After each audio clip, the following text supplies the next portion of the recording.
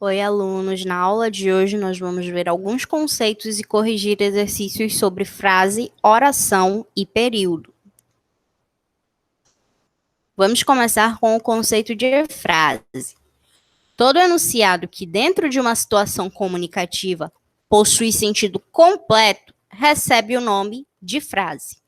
Uma frase pode ou não apresentar verbo. Se ela não apresentar verbo, recebe o nome de frase nominal. Se ela se estruturar em torno de um ou mais verbos, é denominada frase verbal. Todo enunciado organizado ao redor de um verbo recebe o nome de oração. Uma oração pode ou não ter sentido completo. Por exemplo, que ensinam e encantam são orações que não apresentam sentido completo e, por isso, não são frases.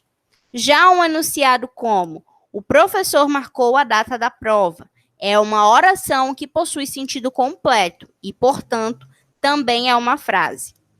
Aí a gente tem também o sujeito e predicado. Sujeito é o termo da oração sobre o qual se afirma algo e com o qual o verbo geralmente concorda em número e pessoa. Predicado é o termo da oração que declara algo sobre o sujeito e no qual se encontra o verbo. Então, aí a gente vai ver, né, alguns exemplos para ficar mais clara essa questão de o que é frase nominal, o que é frase verbal e o que é oração, tá? Então, a frase, o que a gente precisa saber?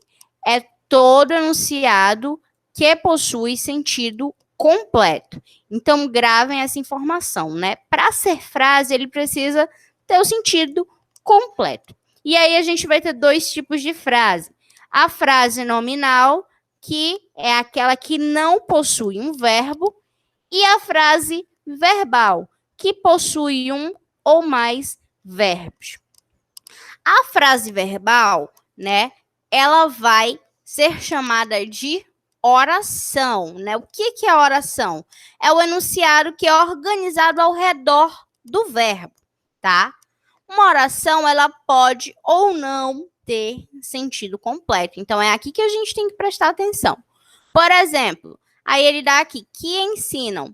Isso aqui é uma oração, porque olha aqui o meu verbo, ensinam, mas não tem sentido completo. Então, eu não posso considerar isso uma frase. E aqui, se eu falar encantam, né, é um verbo, então eu tenho uma oração, só que eu não tenho sentido completo, então eu não tenho uma frase. E aí ele dá o outro exemplo, né, o enunciado. O professor marcou a data da prova. Eu tenho uma oração, olha aqui o meu verbo, marcou, e, né, ele tem todo um sentido completo. O professor marcou a data da prova. A gente consegue compreender, né, o sentido dessa oração. Então, aí eu tenho um exemplo de frase. Então, recapitulando, frase, eu tenho o sentido completo, é um enunciado de sentido completo. Oração é quando o enunciado se estrutura ao redor de um verbo, né? E aí você vai ver se, né, a sua oração ela é uma frase, né? Se ela possui sentido completo ou se ela é apenas uma oração. E eu tenho ainda as frases nominais, que são aquelas que possuem sentido completo, mas que não possuem um verbo. E aí ele traz o conceito dos termos sujeito e predicado, né? Sujeito é o termo sobre o qual eu afirmo algo, sobre o qual eu falo algo na minha oração. E ele geralmente vai concordar com o meu verbo. Se o meu verbo está no singular ou no plural, o meu sujeito também, né, vai estar ou no singular ou no plural. E ele também vai concordar em pessoa, né? As pessoas do discurso. Se o meu verbo está na primeira pessoa, o meu sujeito também estará na primeira pessoa. O predicado é o termo da oração que declara algo sobre o sujeito e no qual se encontra o verbo. Então, né, o predicado é aquilo que eu falo sobre o sujeito. E é no predicado que eu vou encontrar o verbo. Vamos aí às nossas questões. Questão 1. Leia a seguir uma quarta capa de dicionário. Então, aí vocês podem observar, né? Dicionário Júnior da Língua Portuguesa. E aí tem a quarta capa. Agora, analise os dois enunciados a seguir retirados dessa quarta capa. A. Com vocês, um dicionário júnior, um dicionário criança. B. Só ele fala a linguagem da garotada e traz as palavras explicadas de modo simples e acompanhadas de exemplo. E aí ele pergunta na letra A, em qual desses enunciados há formas verbais? A gente percebe que é no enunciado B, né? A gente tem a presença de verbos, de formas verbais. Letra B, o enunciado que não apresenta formas verbais possui sentido completo? Explique. Então, o enunciado que não apresenta formas verbais é o A. Ele possui sentido completo? Opa, vamos voltar aqui. Ele possui sentido completo, sim, pois, apesar de não apresentar nenhuma forma verbal, ele deixa explícito que o dicionário é um material direcionado às crianças. Então, apesar de eu não ter nenhum verbo, eu consigo entender o sentido, né, dessa frase. É uma frase por quê? Possui sentido completo. A gente consegue entender a informação. 2. Agora leia a frase a seguir, também retirada da quarta capa do dicionário. Painéis, no final do volume, apresentam ilustrações que ensinam e encantam. A. Quantas formas verbais há nessa frase e quais são elas? Né? A gente percebe que nós temos 3 formas verbais, porque nós temos 3 verbos. Então, aqui a gente tem apresentam, ensinam e encantam, tá? Então, essa é a resposta da letra A. Letra B. Essa frase é formada por 3 orações. Qual delas tem sentido completo e quais não tem? Então, a que possui sentido completo é a primeira oração, já está destacada aqui. Painéis, no final do volume, apresentam ilustrações. E a segunda e a terceira não têm sentido completo. Elas também estão destacadas aqui, como vocês podem ver. Letra C. Com base em suas observações, o que se pode concluir em relação às diferenças entre frase e oração? E a nossa resposta é: toda frase possui um sentido completo, enquanto a oração pode ou não ter sentido completo. 3. Leia outro enunciado presente na quarta capa. Um dicionário que coloca nossos pequenos leitores em contato com o mundo das palavras de maneira direta e sem complicação. A. Esse enunciado pode ser considerado uma frase? Por quê? Resposta: sim, pois apresenta sentido completo. B. O enunciado lido é uma frase verbal ou nominal e por quê? E a nossa resposta é uma frase verbal, pois se estrutura em torno de uma forma verbal, que é coloca. Olha só aqui, coloca. Então, é uma frase verbal. C. Quantas orações há no enunciado? Explique. A resposta é uma oração, pois o número de verbos corresponde ao número de orações do enunciado. Então, a gente só tem um verbo, então a gente só tem uma oração. Agora a gente vai corrigir as questões sobre sujeito e predicado.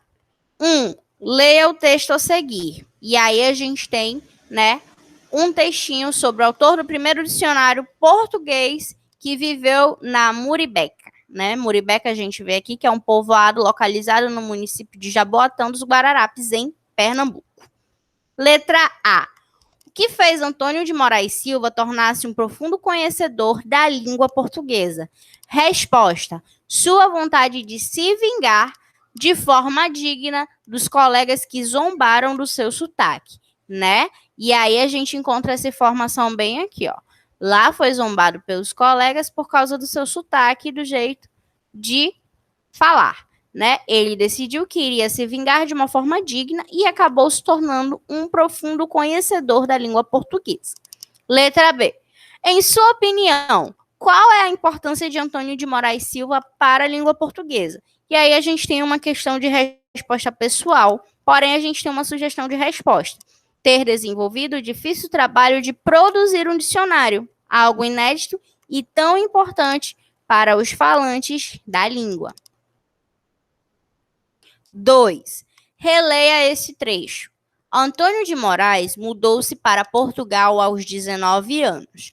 Quantas orações há nesse trecho? Explique. Apenas uma oração, né? A gente só tem uma forma verbal, que é mudou-se. B. A respeito de quem se fala nessa oração? Resposta de Antônio de Moraes. C. O que é declarado sobre ele? O que é falado sobre ele? Que ele se mudou para Portugal aos 19 anos.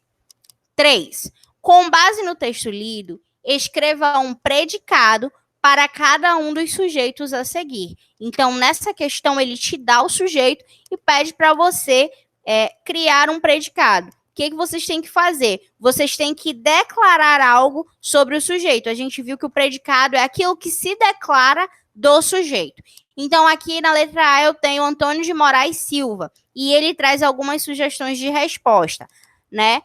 Foi um estudioso, é o autor do primeiro dicionário da língua portuguesa, decidiu se vingar de uma forma digna dos colegas que zombavam dele, falava 8 línguas estrangeiras. Todas essas informações, né, são baseadas no textinho da página anterior. B. Os amigos de Antônio de Moraes, aí aqui sugestões de resposta, o encorajaram a estudar cada vez mais a língua. C. O primeiro dicionário português, aqui sugestões de resposta, foi escrito em 1789, é de autoria de Antônio de Moraes Silva, ou foi criado por Antônio de Moraes Silva. E aqui, Muribeca, né? Sugestões de resposta, é onde nasceu Antônio de Moraes Silva e fica localizada em Jaboatão dos Guararapes. Então, aí nós temos essas sugestões, mas vocês podem criar outras. 6. Leia a seguir a capa da revista Minas Faz Ciência e responda às questões. Letra A. Analisando o nome dessa revista e os títulos de suas matérias, responda a que público ela é destinada, né? Resposta a estudantes, professores, cientistas e pessoas interessadas em assuntos relacionados à área da ciência. B. O que o título principal dessa capa pretende despertar no leitor? Resposta. Ele pretende despertar o interesse pela leitura da matéria, apresentando um assunto importante a todos. O que acontece com os alimentos antes de eles chegarem às nossas mesas? C. A imagem de que alimento é usada nessa capa? De que forma essa imagem contribui para a construção dos sentidos da manchete na capa? Então, aí, né, aqui a imagem é a imagem de quê? De espigas de milho, representando o alimento em sua forma original, ou seja, antes de chegar à mesa. Letra D. Releia a seguir o título principal da capa da revista. Este título pode ser considerado uma frase? Justifique sua resposta e classifique-o. Sim, pois apresenta sentido completo. Esse título é classificado como uma frase nominal.